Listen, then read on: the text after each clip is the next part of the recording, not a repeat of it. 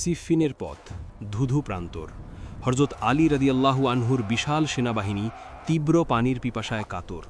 কোথাও এক ফোঁটা পানি নেই। ঠিক সেই মুহূর্তেই ঘটল এক অলৌকিক ঘটনা। একটি পাথর যা শত চেষ্টা করেও নড়ানো যাচ্ছিল না, তার নিচেই নাকি লুকানো ছিল রহমতের ঝর্ণাধারা। কি ছিল সেই ঘটনা, আর কেনই বা একজন খ্রিস্টান পাদ্রী এই দৃশ্য দেখে ইসলাম গ্রহণ করলেন? চলুন শোনা যাক সেই রোমাঞ্চকর ইতিহাস।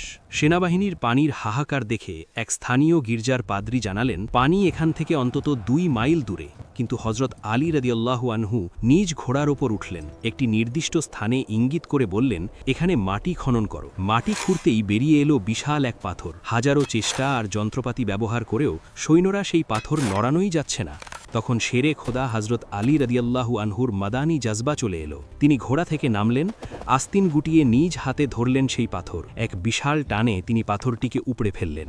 সবাইকে অবাক করে দিয়ে পাথরের নিচ থেকে বেরিয়ে এলো স্বচ্ছ সুমিষ্ট পানির এক ঝর্ণা। তৃষ্ণার্ত সৈন্যরা প্রাণ ভরে পানি পান করলেন, তাদের প্রাণীদেরকেও পান করালেন এবং সবাই পানপাত্র মজুদ করে রাখলেন। সুবহানাল্লাহ। এই অলৌকিক দৃশ্য দেখে গির্জার সেই পাদ্রী দৌড়ে এলেন, বিস্ময় নিয়ে প্রশ্ন করলেন, আপনি কি কোনো ফেরেশতা? তিনি বললেন না। পাদ্রী পুনরায় জিজ্ঞাসা করল যে, আপনি কি নবী? তিনি উত্তর দিলেন না। তিনি পুনরায় জিজ্ঞাসা করলেন, আপনি কে? তিনি রাদিয়াল্লাহু আনহু বললেন, আমি আল্লাহর প্রেরিত দূত ও সর্বশেষ নবী হযরত মুহাম্মদ বিন আবদুল্লাহ সাল্লাল্লাহু আলাইহি ওয়াসাল্লামের সাহাবী। আমাকে হুজুর আকদাস সাল্লাল্লাহু আলাইহি ওয়াসাল্লাম কিছু বিষয়ের ওসিয়ত করেছেন। এটা শুনে ওই খ্রিস্টান পাদ্রী কালেমা পড়ে ইসলাম কবুল করলেন। তিনি জিজ্ঞাসা করলেন, আপনি এতদিন পর্যন্ত কেন ইসলাম ধর্ম কবুল করলেন না? পাদ্রী উত্তর দিলেন যে, আমাদের কিতাবে এটা লেখা আছে যে এই গির্জাঘরের কাছে একটি ঝর্ণা লুকায়িত আছে, আর ওই ঝর্ণাকে এমন এক ব্যক্তি প্রকাশ করবে যিনি হয়তো নবী হবে অথবা নবীর সাহাবী হবে, যে কারণে আমি ও আমার আগে অনেক পাদ্রী এটার অপেক্ষায় স্থির ছিলেন।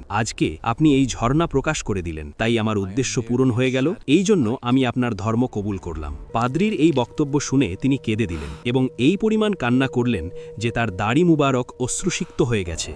তারপর তিনি বললেন, আলহামদুলিল্লাহ, আল্লাহু আকবার। তাদের কিতাবের মধ্যেও আমাদের আলোচনা রয়েছে।